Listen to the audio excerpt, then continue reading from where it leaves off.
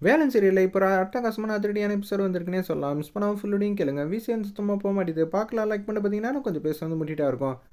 நம்ம வேலன் வந்து அவங்க அம்மா முன்னாடி வந்து நிப்பாட்டுறாங்க. நம்ம வள்ளிய, "அம்மா இத்தன நாளா நீ எங்கம்மா போன? தள்ளி நின்னு தானம்மா வேடிக்கை பார்த்துருக்க. இப்பன்னு மட்டும் எப்படிம்மா உனக்கு பாசம் வந்துச்சு?" அப்படின்னு சொல்லி வள்ளி வந்து கேட்குறாங்க. தாய் பாசங்கிறது என்ன எப்போ வேணாலும் காட்டலாமா? நீ தப்பா நெனச்சுக்காத. சந்தர்ப்பம், சூழ்நிலை தான் நம்ம 2 பேரையும் வந்து பிரிச்சு வச்சிருக்கு. அப்படின்னு சொல்லும்போது, சரிம்மா அப்படின்னு சொல்லி அன்பா பாசமாக பேசிக்கிட்டு இருக்காங்க. உனக்கு இந்த கல்யாணம் நடக்கிறதுல விருப்பம் இல்லை அப்படி தானே? ஆமாண்டி, எனக்கு உன்னோட வாழ்க்கை மட்டும்தான் முக்கியம். உன் வாழ்க்கை நல்லபடியாக அமையணும்.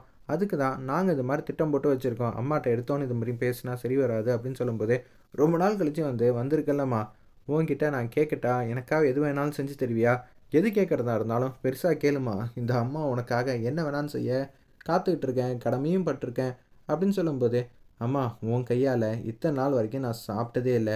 எனக்கு சாப்பாடு வந்து பசிஞ்சு ஊட்டி விட்றியாம்மா அப்படின்னு சொல்லி கேட்டோன்னே, சரிம்மா இதுதான் உனக்கான விஷயம்னா நான் இப்போயே வந்து சட்டு சட்டுன்னு ரெடி பண்ணுறேன்னு சொல்லி சமையலை வந்து தடபடலாம் வந்து சமைச்சிட்டு அப்படியே அன்பா பாசமாக வந்து ஊட்டி விட்றாங்க.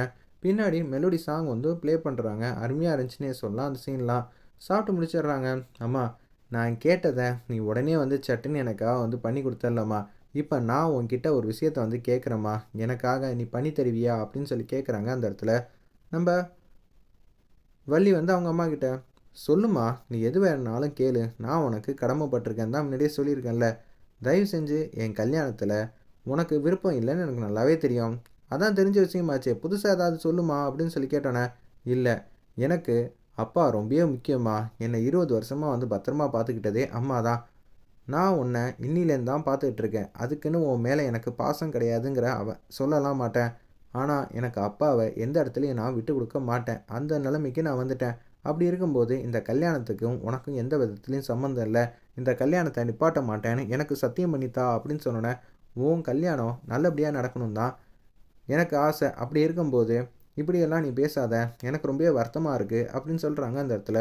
நம்ம ஜானகி அம்மா இதை கேட்டோன்னு வந்து, அம்மா உன் மனசு கஷ்டப்படுங்கிறதெல்லாம் ஓகே தான். நான் உன்னை வந்து எப்போதும் உயர்வான இடத்துல தான் வச்சுருக்கேன். ஆனால் அப்பாவுக்கு ஏதாவது சின்ன ஒரு மன சங்கடம்னா கூட அவரால் தாங்க முடியாது. அப்படி இருக்க சுச்சுவேஷனில் நான் எப்படிம்மா அவரை வந்து விட்டு கொடுக்க முடியும்? அதுக்கெல்லாம் வாய்ப்பே இல்லை. இந்த கல்யாணத்தில் உனக்கும் இந்த கல்யாணத்துக்கும் எந்த விதத்துலையும் சம்மந்தம் இல்லை. இத்தனை நாளாக எப்படி தூரத்தில் இருந்து அன்பா பாசமாக என்னை பார்த்துட்டு இருந்தியோ அதே மாதிரி இனிமேட்டும் பார்த்துக்க. இந்த விஷயத்தில் மட்டும் நான் யாருக்காகவும் எதுக்காகவும் வந்து சம்மதம் இல்லைன்னு சொல்லவே மாட்டேன். ரஞ்சித் தான் என்னோட ஹஸ்பண்டுன்னு அப்பா சொல்லிட்டாங்க. அதை நான் சம்மதம் சொல்லிட்டேன். இதை யாராலையும் மாற்ற முடியாதுன்னு வள்ளி வந்து சொல்லிகிட்டு இருக்காங்க. ஏம்மா இன்னைக்கு நம்ம 2 பேரும் சண்டை போடுறோன்னு வச்சுக்கேன், நாளடைவில் வந்து நமக்கு சண்டையெல்லாம் தீந்துரும். அம்மா பொண்ணுங்கிற பாசம் என்றைக்குமே இருக்கும். அது பிரச்சனை இல்லை. ஆனால் எடுத்தோம் கவுத்தோம் நீ ஒரு முடிவு எடுத்துட்டு அம்மாவாக இருந்துன்னா நான் உன்னை தடுக்காமல் விட்டதுக்கப்புறமேட்டுக்கு நீ தடுத்திருக்கலாமேம்மா அப்படின்னு ஒரு வார்த்தை நீ சொன்னேன்னு வச்சுக்கியேன், நடந்த விஷயத்தை எல்லாத்தையும் மாற்ற முடியாதுமா. அதனால அம்மாங்கிறவ எப்போதும் பொண்ணுக்கு நல்லது மட்டும்தான் செய்வேன். உன் வாழ்க்கை நல்லபடியாக அமையட்டும். இல்லாட்டின்னு வச்சுக்கேன் எனக்கும் சங்கடம், ரத்தனவேலுக்கும் சங்கடம். அதை யாராலையும் மாற்ற முடியாது புரிஞ்சுக்கங்கிற மாதிரி சொன்னேன். அம்மா நீ சொன்னதே தாம்மா சொல்கிற. இனிமேட்டு பேசுகிறதுக்கு எதுவும் இல்லை. என்னோட முடிவை நான் சொல்லிட்டேன்னு சொல்லிட்டு பள்ளி மாட்டுக்கு வேக வேகமாக வெளியில் வந்து போகிறாங்க. இருங்கம்மா, அவங்கள எப்படி இருந்தாலும் வந்து வழிக்கு கொண்டு வர வேண்டியது என்னோட பொறுப்பு இல்லை, என்னோட கடமை. நான் என்னோட கடமையை என்றைக்கும் நான் மீறினதே இல்லை. நீங்கள் எதுக்கும் கவலைப்படாதீங்கன்னு ஜானகி அம்மாட்ட வந்து சொல்லிவிட்டு வேக வேகமாக வராங்க. என்னங்க நீங்கள் ஓவராக வந்து பேசிகிட்டு இருக்கீங்க? உங்கள் அம்மா கிட்ட எப்படியெல்லாம் பேச முடியுமா? இதுவே உங்கள் அப்பாட்ட மட்டும் பேச மாட்டீங்க, அம்மாங்கிறனால தான் இப்படி பேசுகிறீங்களான்னு சொல்லி வேலன் வந்து கேட்டோன்னே, வேலா ஆரம்பத்தில் நீ என்ன கல்யாணம் பண்ணிக்க சம்மதம் வந்து சொல்லவே இல்லை.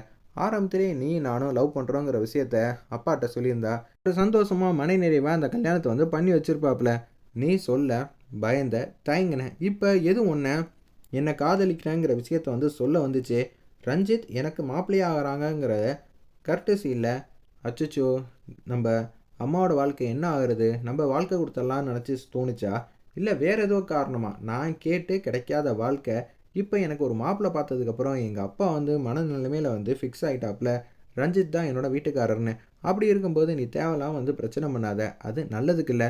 எங்கள் அம்மா கிட்ட என்ன சொன்னனோ அதையே தான் நான் உன்கிட்டையும் சொல்கிறேன். இந்த விஷயத்தில் நீயும் சரி எங்கள் அம்மாவும் சரி தலையிடவே கூடாது.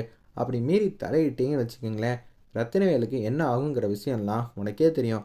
யதார்த்தமாக கல்யாணம் வந்து இப்போ இல்லை, இன்னொரு 3 நாள் கழித்து தான் நடக்க போகுதுன்னு தெரிஞ்சதுக்கே இந்த மாதிரியெல்லாம் பிரச்சனை வந்து வந்திருக்குன்னா இப்போ நீங்கள் ஏதாவது மாற்றி பிரச்சனை பண்ணி, இல்லை என் கழுத்தில் என் சம்மதமே இல்லாமல் நீங்கள் தாலி கட்டினா கூட ரத்தினவேலுக்கு என்ன மாதிரி பிரச்சனை வரும்? யோசிச்சு பாரு. தேவையில்லாமல் பிரச்சனை பண்ணாத. அது நல்லதுக்கு இல்லை, அவ்வளோதான் சொல்லுவேங்கிற மாதிரி சொல்லிவிட்டு அவங்க மாட்டுக்கு வேக வேகமாக வீட்டுக்கு போகிறாங்க. என்னடா அது, இப்போ திருப்பியும் வள்ளி மனசை எப்படி மாற்றுறது? வள்ளி, நீ என்ன வேணாலும் என்கிட்ட கோவப்படலாம். அம்மா என்ன சொல்லியிருக்காங்க ஜானகி அம்மா, இப்போ நீ என் மேலே கோவப்படுறதுக்காக உன் வாழ்க்கையெல்லாம் என்னாலலாம் விட்டு கொடுக்க முடியாது வள்ளி. நான் தான் உன்னோட ஹஸ்பண்ட். இதை யாராலையும் எப்போதும் எங்கேயும் மாற்றவே முடியாதுங்கிற மாதிரி வேலன் தூள் பண்ணுறாங்க. எக்ஸ்ட்ரா நிறையா இருந்துச்சுன்னே சொல்லலாம் அந்த சீன்லாம். வேதநாயகி வந்திருக்காங்க. அப்போன்னு பார்த்து, என்னடா உங்கள் 2 பேர் கல்யாணம் நடந்துருச்சா, எங்கடா என் மருமக அப்படின்னு சொல்லும்போது ரஞ்சித் பேச்ச ஆரம்பிக்கிறாங்க வேதநாயகிட்ட. ஆமா போமா, நீ வேற என்ன நடந்துச்சுன்னு தெரியுமா? கல்யாணம் நடக்கவே இல்லை. என்னது கல்யாணம் நடக்கவே இல்லையா? ஏன்டா என்ன ஆச்சு அப்படின்னு சொல்லும்போது ஜானகி வந்தது போனது எல்லா தகவலையும் சொல்லி முடிச்சிடுறாங்க. எங்கேருந்துடா அவள் வந்தா? திருப்பியும் அவள் வந்துட்டாளா? ரத்தினவேல் எங்கடா? பார்த்துட்டு சும்மாலாம் இருக்க மாட்டானே. ரத்தினவேலை தான் கூட்டிகிட்டு வரதுக்காக முத்து மாமா போயிருக்காங்க அப்படின்னு சொன்னேன். சரி பார்ப்போம்னு சொல்லிட்டு வெயிட் பண்ணிகிட்டு இருக்காங்க. அந்த இடத்துல முத்து ரத்தினவேலை கூட்டிகிட்டு அப்படியே வீட்டுக்கு வந்துக்கிட்டு இருக்காங்க. என்னடா தம்பி, கொஞ்சம் கவனமாக இருந்திருக்க கூடாதா அப்படின்னு சொல்லும்போது, அக்கா வந்துட்டியாக்கா, நீ எப்படா இருக்க? நான் எப்போதும் போல் நல்லா தான்க்கா இருக்கேங்கிற மாதிரி அன்பா பசமாக பேசிகிட்டு இருக்காங்க வேதநாயகி. நம்ம நினச்சபடி கல்யாணம் நடந்திருந்தா இந்த வீட்டுக்கு நான் அதிகாரத்தோட மாஸ் பண்ணியிருக்கலாம். இப்போன்னு பார்த்து இப்படி ஆயிடுச்சேங்கிற மாதிரி வேதநாயகி வருத்தப்பட்டுக்கிட்டு இருக்கிறப்ப வள்ளி அவங்க அப்பாவை முத்து கூட்டிகிட்டு வரதை பார்த்தோன்னே அப்படியே கீழே இறங்கி ஓடி வந்துக்கிட்டு இருக்காங்க.